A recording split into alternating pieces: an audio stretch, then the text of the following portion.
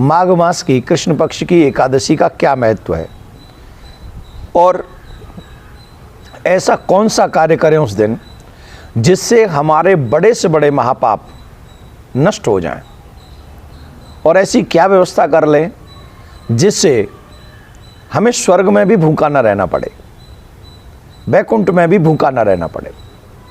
ये सब मैं आपको बताऊंगा इस वीडियो में, ध्यानपूर्वक सुने। धर्मराज के पूछने पर भगवान श्री कृष्ण ने कहा, माघ मास की कृष्ण पक्ष की जो एकादशी है वो सटतिला एकादशी है और इसका बहुत बड़ा महात्म है। इस दिन व्रती को तिल का विशेष प्रयोग अपने जीवन में करना चाहिए, 6 प्रकार से उसका प्रयोग करना चाहिए। और एकादशी में व्रत करते समय नियम मर्यादाओं का ध्यान रखना चाहिए।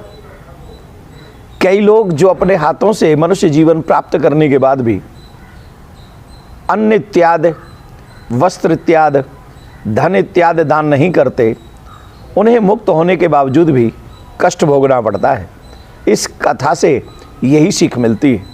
एक बुढ़िया माँ थी जो कभी भी दान नहीं देती थी, ना अन्न का दान ना धन का दान।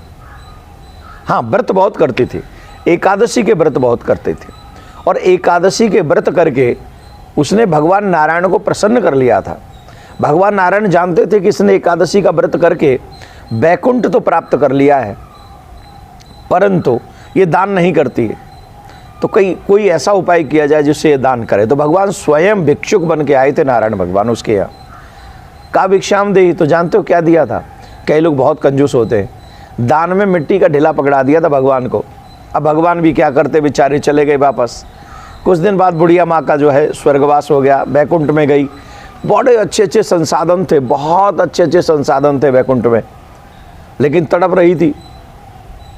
तड़प किस लिए रही थी? कुछ खाने को नहीं मिल रहा था। अब खाने को क्यों नहीं मिल रहा था? बोले खाने को कुछ दिया ही नहीं था, आपने अन्नदान किया ही नहीं था। तो माँ ने जब पूछा तो भगवान ने कहा कि देखो, आपने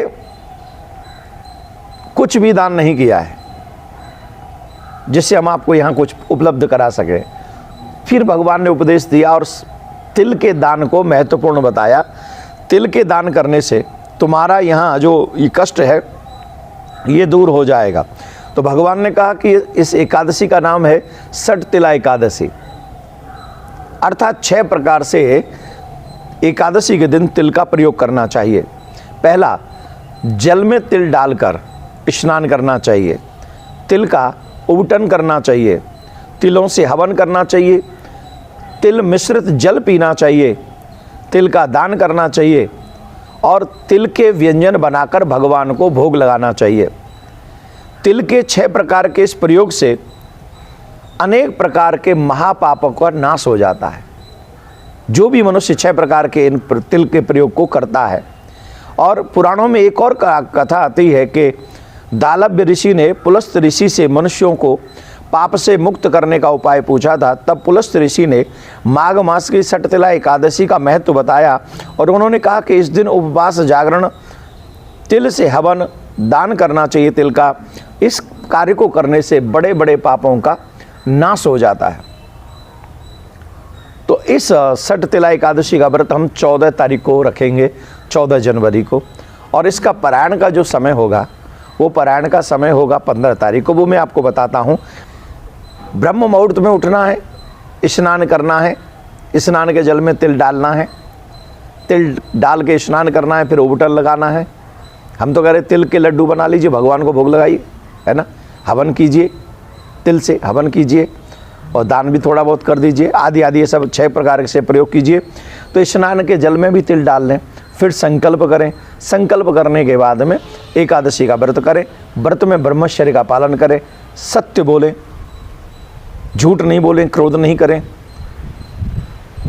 जागरण करें। एक और विशेष बात, एकादशी के व्रत में प्रेम पूर्वक भगवान का पूजन करते हुए हमें ये ध्यान रखना चाहिए कि इस पुण्य को भी हम भगवान के चरणों में समर्पित कर दें, तो परमात्मा को अर्पण की हुई वस्तु लाखों करोड़ों गुना हमें वापस मिलती है। तो इन्हीं नियमों के साथ में आप एकादशी का व्रत करेंगे। पारायण का समय रहेगा, हम आपको बता रहे हैं, जगह जगह पर जब सूर्य जहाँ जहाँ जैसे उदय होंगे, लेकिन हम जहाँ हैं वहाँ से प्रातः 7:15 से 9:38 तक ये पारायण का समय हमारे यहाँ रहेगा। तो आपके हिसाब से जहाँ सूर्योदय थोड़ा सा होगा उस हिसाब से थोड़ा बहुत चेंज कर सकते हैं। और इसीलिए 15 जनवरी को ये पारायण का समय रहेगा। हर व्रत में कथा अवश्य सुननी चाहिए।